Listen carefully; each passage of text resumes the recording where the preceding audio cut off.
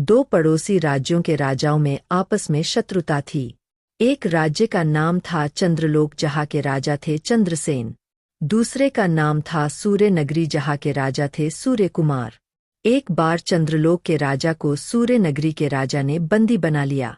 राजा को छोड़ने के बदले में बहुत सारे धन की मांग की गई।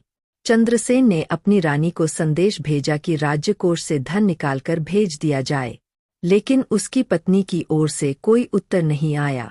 कुछ दिनों के बाद राजा सूर्य कुमार के दरबार में एक बांसुरी वादक आया। उसने इतनी मधुर बांसुरी बजाई कि राजा मुग्ध हो गए। उन्होंने बांसुरी वादक से आग्रह किया कि वह कुछ दिन अतिथि बनकर महल में रुके। बांसुरी वादक ने राजा की इच्छा को पूरा किया और महल में रुक गया।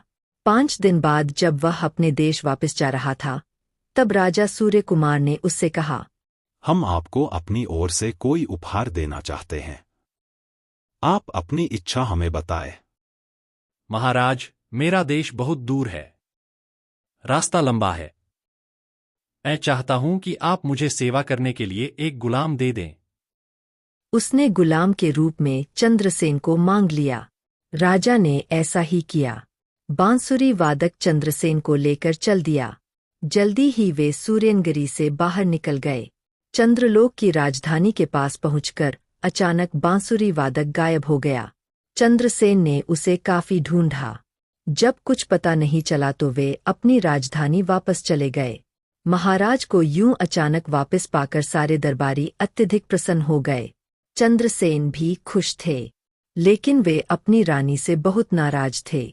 यहाँ तक कि वे रानी से भी नहीं मिलना चाहते थे। हमारा संदेश मिलने पर भी उन्होंने हमें छुड़ाने के लिए कुछ नहीं किया। यहाँ तक कि हमारे संदेश का कोई भी उत्तर नहीं दिया।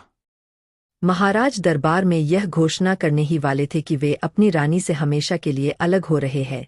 तभी बांसुरी की मधुर आवाज सुनाई दी।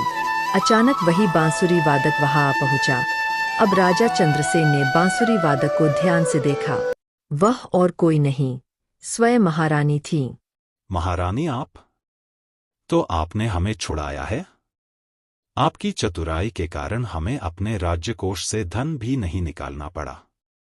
आप सचमुच बुद्धिमान हैं। इस तरह रानी ने राजा चंद्रसेन के हृदय में और भी गहरा स्थान बना लिया। कृपया इस चैनल को लाइक और सब्सक्राइब करें। आपके एक सब्सक्राइब करने से हमें काम करने की और ऊर्जा मिलती है।